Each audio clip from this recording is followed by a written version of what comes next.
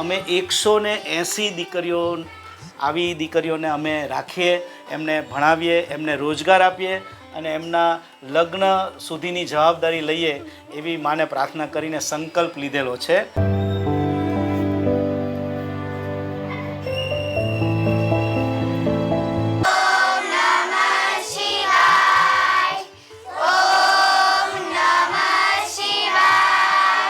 અને બીજું કે દીકરીઓ સારા સંસ્કાર પામે, સારી રીતે બીજાની ઘરે લાઈફ જીવે, પોતાની લાઈફ સારી રીતે જીવે, એ મેઇન પર્પઝ છે.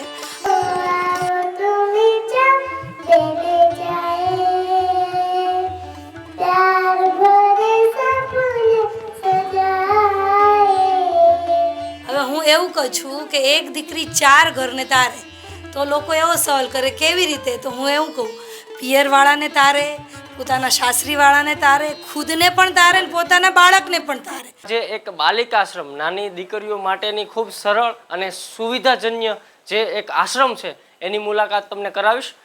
પહેલાં તો ખાસ કરીને લોકો એવું વિચારે કે દીકરી છે તો દીકરીને આપણે સાચવવી નથી. ઘણી દીકરીઓને લોકો તરછોડે અથવા દીકરી માટે કોઈ સરકાર તો પ્રયત્ન કરતા હશે પણ આપણે ક્યાં સુધી આના માટે જાહેર જનતા કોઈ સ્વીકારતું નથી. તો એના માટે તમે શું કહેશો?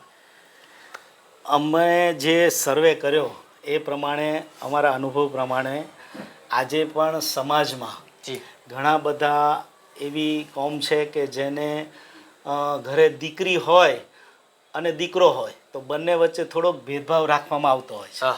બીજી વસ્તુ એ કે અમે એવું પણ ઘણી જગ્યાએ જોયું કે દીકરો ભણવા જતો હોય ને દીકરી કામે જતી હોય. અને એ સિવાય એવું જોવામાં આવે છે કે દીકરી એક લિમિટ સુધી કે ભાઈ ચાલો 8 ધોરણ ભણી, 10 ધોરણ ભણી, હવે એને બહુ ભણી લીધું, હવે આપણે એને કામ કરાવીએ, એની પાસે મતલબ એને તૈયાર કરીએ અને પછી જલ્દીમાં જલ્દી વળાવી દઈએ. કારણ કે સાપનો ભારો સમજીને અત્યારે ઘણા બધા લોકો રહેતા હોય છે. આ દીકરીઓ માટે આ આશ્રમ શરૂ કર્યો. મારી દીકરીએ જ આ વિચાર રજૂ કરેલો. આ જે આશ્રમ તમે બનાવ્યો એના પાછળના મુખ્ય કોઈ તમારા પાસે કોઈ એવો આધાર હતો કે કોઈ એવું વ્યક્તિત્વ કે જેનાથી તમે આ શરૂઆત કરી? આમ તો અમે કંઈ વિચાર્યું જ નહોતું. કોરોના ટાઈમમાં ઘણા બધા પરિવારો વિખરાયા અને મીનવાઇલ એ દરમિયાન મારા મોટા બેન કુંદનબેન કાંતિલાલ શાહ એમને પણ થોડી તબિયતમાં તકલીફ પડી અને કંઈક કારણસર એમને એવું રિયલાઇઝ થયું કે હવે હું બહુ ટકવાની નથી. વર્ષોથી એકલા રહેતા, સંતાન હતા નહીં. મારા બનેવી 16-17 વર્ષ પહેલાં એક્સપાયર થઈ ગયેલા, એટલે એમને એકલું જીવન છેલ્લા 15 વર્ષથી વિતાવેલું. અને જ્યારે એમને એમ થયું કે હવે આ લાંબુ નહીં ટકવું, ત્યારે એમને મને બોલાવીને, મને અને મારા મિસિસને બોલાવીને કીધું કે મારી સંપત્તિ તમને સોંપીને જાઉં છું અને એનો સદઉપયોગ કરજો. અને પછી એ લગભગ 1.5-2 મહિનામાં તો ચાલ્યા ગયા. અને એ ગયા પછી હવે અગાઉ ખ્યાલ હોય કે મૃત્યુ બાદ આપણી સંપત્તિનું શું થશે. હા બસ, એટલે એમને કુદરતી મારા ઉપર વિશ્વાસ મૂક્યો અને હું ખુશ નસીબ કે એમને મારા ઉપર વિશ્વાસ મૂક્યો.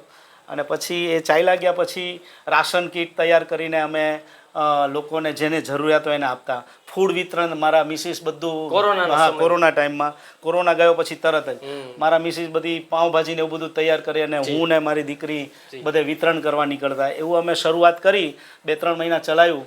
પછી અમારા કુળદેવી અંબાજી છે, મોટા અંબાજી, ત્યાં અમે દર્શન કરવા ગયા. બેનના નિમિત્તે અન્ન ક્ષેત્રમાં બધું લખાવવાનું હતું, એ લખાવા ગયા. અને ત્યાં દર્શન કર્યા પછી બેનના નિમિત્તે બધું દાન પુણ્ય કર્યા પછી મારી દીકરીએ વિચાર રજૂ કર્યો. ઉન્નતિ શાહ જે અત્યારે 23 વર્ષની છે, હજી ગ્રેજ્યુએશન બી 1.5 વર્ષ પહેલાં એને કમ્પ્લીટ કર્યું છે. તો એને વિચાર રજૂ કર્યો કે પપ્પા આવું નાનું કામ કરીએ એના કરતાં કોઈનું જીવન આખું સારી રીતે પલટાય, એને સંસ્કાર મળે, એનું ઘડતર થાય, એવું જો કામ કરવું હોય તો આપણે આ દીકરીઓ માટે આ સંસ્થા ખોલીએ અને એની પરણાવા સુધીની જવાબદારી લઈએ તો કેવું. ત્યારે મને એક જ વિચાર આવ્યો કે આ કોઈ માતાજીનો આદેશ છે. બાકી આ શબ્દ અમારા આખા જર્ની દરમિયાન એને ક્યારેય ઉચ્ચારેલો જ નહીં. અને પછી અમે વધાવી લીધી વાત અને એ પછી એના ઉપર અમે 4 મહિના સુધી એના રજિસ્ટ્રેશન ને એના જે કંઈ જવાબદારીપૂર્વક ગવર્મેન્ટની જે કંઈ ક્લિયરિટી હોય એ બધી કમ્પ્લીટ કરી. આ જગ્યા ભાડે લીધી અને અમે શરૂ કર્યું. 3 દીકરીઓથી અમારી શરૂઆત થયેલી. આજે 20 દીકરીઓ છે અને જી. સૌથી મહત્ત્વની વાત એ કે અમારા નસીબમાં ખૂબ સારી દીકરીઓ આવી છે. એના કરતાં બીજી વાત કે ખૂબ જલ્દી ડેવલપ થઈ રહી છે. જે સ્થિતિમાં હતી એના કરતાં અત્યારે એમને ડાન્સ છે, પછી મ્યુઝિક છે, સિંગિંગ છે, ડ્રોઈંગ છે, એમનું ભણવાનું છે, એમને ઇંગ્લિશ કે મેથ્સનું જે કંઈ જે બાબતમાં એ કાચી હતી એ બાબતમાં અત્યારે સરસ રીતે એ ડેવલપ થઈ રહી છે. તો એનો અમને સંતોષ છે અને અમે એક પરિવારની જેમ હવે રહીએ છીએ. આ જગ્યાએ આવ્યો અને ઘણી બધી સુવિધા જોઈ મેં. દીકરીઓ માટે અલગ અલગ વ્યવસ્થાઓ હોય. દીકરીઓને પણ એવું નથી કે આશ્રમ છે તો દીકરીને ખાઈ પી અને ભણી લે, એવું નથી. દીકરીઓને કેળવણી કેમ મળે, જે પોતાના મા બાપ દાખલા તરીકે ઘરે કોઈ પણ દીકરી હોય, બહેનો હોય, તો એને એના મા બાપ જે કેળવણી આપતા હોય, રસોઈ બનાવવાની હોય કે જીવનચર્યામાં કે લોકો સાથેની વાતચીત કરવાની કે કોઈ પણ તમામ જીવનમાં જે સફર હોય એના દરેક જે પડાવ હોય એની જે શિખામણ અને એમનું જે એજ્યુકેશન, કેળવણી એ અહીંયા આ બંને આપે છે. અને એમની દીકરી, આ ખાસ કરીને ભાઈએ વાત કરી કે એમની દીકરી છે એને જ આ વિચાર આવ્યો. આમ તો શ્રેય ગણો તો આ જગ્યાએ આમના બેન જે કુંદન બેન છે એમના મૃત્યુ બાદ એમની જે મરણ મૂડીની જે કિંમતો, એની જે આમ તો ઘણા લોકો પાસે પૈસા હોય એ કોઈ મોટી વાત નથી. ઘણા લોકો પાસે પૈસા હશે પણ આજે પૈસા અને જે એની મિલકત છે એને સારા માર્ગે દોરવા માટેના સતત એમના પ્રયત્નો હતા. એમને વાત કરી ભાઈએ કે એમના મૃત્યુ બાદ પણ એમણે અગાઉથી તમને કીધેલું અને એનાથી આ ઘણો મોટો આશ્રમ છે.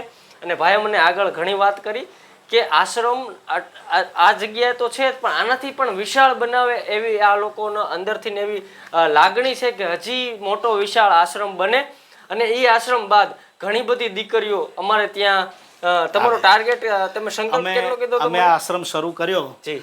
પહેલા તો મારા મિસિસની એક જ શરત હતી જી. કે સ્ટાફ નથી રાખવો. જી. આપણે જો દેખભાળ કરવાની હોય, કારણ કે દીકરી છે, સ્ટાફને સોંપીને આપણે આપણા ફ્લેટમાં ચાલ્યા જઈએ એવી રીતે આશ્રમ ચલાવવો નથી.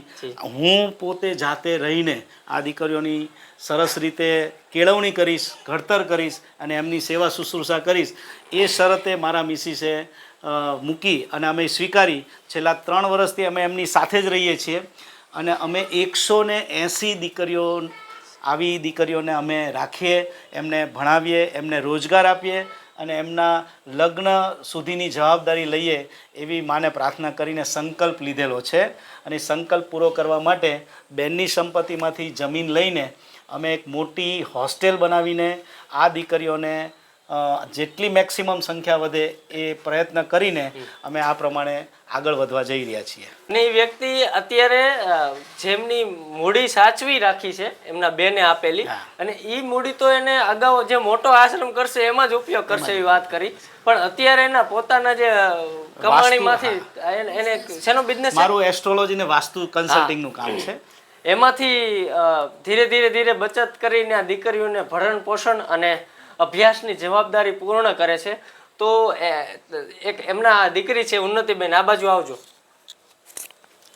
ઉન્નતિબેન, આજે તમે શરૂઆત કરી, તમને આવો વિચાર કઈ રીતે આવ્યો અને તમારું જે ગ્રેજ્યુએશન છે એની વાત કરજો. અને આ દીકરીઓ કેવી પરિસ્થિતિની છે એના વિશે તમે કઈ વાતચીત કરો. અમે જ્યારે વિતરણ કરવા જતા હતા, કીટનું વિતરણ, અનાજની કીટનું વિતરણ કરવા જતા હતા, ત્યારે હું આવી દીકરીઓને જોતી હતી અને એ સમયે મને એવો વિચાર આવ્યો કે આ અનાજનું હું એક કીટ આપીશ કોઈને, તે 1 મહિનો ચાલશે, કેટલો ટાઈમ વધારે ચાલશે, તો એનાથી કોઈનું લાઈફ ટાઈમ ભરણ પોષણ નહીં થઈ શકે. ત્યારે મને એવો વિચાર આવ્યો કે કોઈક વ્યક્તિની આખી લાઈફ ચેન્જ થઈ શકતી હોય અને એ વ્યક્તિ બીજા 4 લોકોની લાઈફ જો ચેન્જ કરી શકતું હોય, તે વધારે સેવાકીય કામ છે. અને એમાં પણ હું પણ એક પોતે દીકરી છું, તો મને દીકરીઓ પ્રત્યે લગાવ વધારે છે. તો પછી મને એવું થયું કે હું દીકરીઓની જ સંસ્થા સ્ટાર્ટ કરીએ અમે લોકો ભેગા થઈને, અને દીકરીઓને સમાજમાં બને એટલું એક પગભર થાય, એ ઉપર આવે એની અમે કોશિશ કરીએ. જે એ ફિલ્ડમાં એ લોકો, જેને જે ફિલ્ડમાં જવું એ ફિલ્ડમાં આગળ વધે એની કોશિશ કરીએ. અને એ લોકોને ઘણી બધી દીકરીઓ એવી છે જે ભણવા જતી જ નહોતી, હા. શિક્ષણ એ લોકોને મળતું નહોતું. હવે પરિસ્થિતિના રીઝન હોય. શિક્ષણ એટલે શું એમને ખ્યાલ નહીં હોય એને તમે બતાવ્યું. હા, એક કરિયર એમની જો અહીંયા ના હોતે તો બનાવી ન શકતે. એવી કદાચ એમની પરિસ્થિતિ એવી હતી કે આગળ જતાં કેવું છે, એક રૂટીન લાઈફ જીવતા હોતે, અથવા તો મેરેજ થઈ જાય અને પતી જાય એવી રીતની લાઈફ જીવતા હોતે. તો બસ હું એ ચાહું છું કે આ લોકો પગભર થાય અને બીજાને પ્રોત્સાહન આપે, કે એ લોકો બીજી ગર્લ્સને પ્રોત્સાહન આપે કે એ પણ કોઈ અટવાતી હોય, કોઈને પ્રોબ્લેમ હોય તે લોકોને એ લોકો હેલ્પ કરે કે તું ભણ, તું આગળ વધ. બસ આ એક એમ છે અમારો. ઉન્નતિબેને મને આગળ પણ વાત કરી કે હવેથી અમે એવું કંઈક નવું વિચારીએ છીએ કે દીકરીઓના ટેલેન્ટ માટે અલગ અલગ કાર્યક્રમ થશે, કે દીકરીઓ માટે કંઈ ને કંઈ નવા હંમેશા ભણતર તો કદાચ મળી જશે, પણ ભણ્યા પછીનું જે માર્ગદર્શન છે એના માટે પણ પૂરી તૈયારીઓ આ પરિવારની છે. તો એમના જે વાઇફ છે જયશ્રીબેન આવજો. જયશ્રીબેન આ દરેક પુરુષના જે સેવાનું કામ હોય કે સફળતાનું કામ હોય એની પાછળ સ્ત્રીનો હાથ હોય. હું એવું વિડીયોમાં વારંવાર કહું, ઘણી જગ્યાએ વિડીયોમાં જતો હોય ઇન્ટરવ્યૂમાં લોકોના. તો જયશ્રીબેન આજે કેળવણીમાં કેટલોક માટે તમે કેવોક સમય આપ્યો અને તમારી કેવી તૈયારી આ બહેનોને તૈયાર કરવામાં કેવી તૈયારી છે તમારી? પહેલાં તો દરેક વાક્યમાં લોકો એવું બોલે છે કે દરેક પુરુષ પાછળ સ્ત્રીનો હાથ છે. અમારે ઊંધું છે. અમારી સક્સેસમાં મારા હસબન્ડનો હાથ છે. અને બીજું કે દીકરીઓ સારા સંસ્કાર પામે, સારી રીતે બીજાની ઘરે લાઈફ જીવે, પોતાની લાઈફ સારી રીતે જીવે, એ મેઇન પર્પઝ છે. અને દરેક લોકો એક જ વાક્ય કહે છે કે એક દીકરી બે ઘરને તારે, કે પોતાના સાસરીવાળાને તારે અને પોતાના પિયરવાળા. હવે હું એવું કહું છું કે એક દીકરી 4 ઘરને તારે. તો લોકો એવો સવાલ કરે કેવી રીતે? તો હું એવું કહું, પિયરવાળાને તારે, પોતાના સાસરીવાળાને તારે, ખુદને પણ તારે ને પોતાના બાળકને પણ તારે. જ્યારે એક લેડીઝ અથવા એક છોકરી પરફેક્ટ હોય ત્યારે જ આ બધું કરે. અને અમારે આ જ કરવું છે સમાજમાં કે દીકરીઓ પરફેક્ટ જ હોવી જોઈએ. બસ હા, ટેલેન્ટ હોવી જોઈએ, એટલે ઘરકામમાં પણ હોશિયાર હોવી જોઈએ ને બહાર પણ હોવી જોઈએ. મેં જોયું કે અહીંયા તમે હમણાં હું આવ્યો ત્યારે દીકરીઓને કંઈકનું કંઈક તમે શીખવાડતા, રસોઈની કેળવણી પણ મળે છે. હા, એટલે રસોઈ તો દીકરીને શીખવી જોઈએ. વીકલી એક દિવસ એ લોકોનો વારો છે કે એ લોકોએ રસોઈમાં હેલ્પ કરવાની, નાનું મોટું સ્વચ્છતાનું કામ કરવાનું. એ લોકો એ બાને એની કેળવણી થાય એ લોકોને. મેં એક બીજું જોયું કે અહીંયા એક લખેલું છે બોર્ડ કે દીકરીઓને જવાબદારી મળે. એવું પણ જરૂરી છે, જવાબદારી જોઈએ. એનાથી લીડરશિપ કેવી રીતે કરી શકાય એ શીખશે. હા, એક્ઝેક્ટલી. હા, એટલે અમારી મોટી છોકરીઓ પણ બહુ સારી અમને મળી છે. એ લોકો અમારી નાની છોકરીઓનું બહુ જ સારી રીતે ધ્યાન, કેર બહુ જ સારી રીતે રાખે છે. એ અમારા સદભાગ્ય છે. આ વિડીયોના માધ્યમથી એવું કહેવા માગું છું, આવી કોઈ પણ દીકરી હોય જેને જરૂરિયાત છે, જે ભણી નથી શકતી એના સિચ્યુએશનના કારણે, તો વેલકમ છે, મોસ્ટ વેલકમ છે. અહીંયા આવે, અમને મળે, અને અમે લેવાલ છીએ એવી દીકરીઓને ખાસ.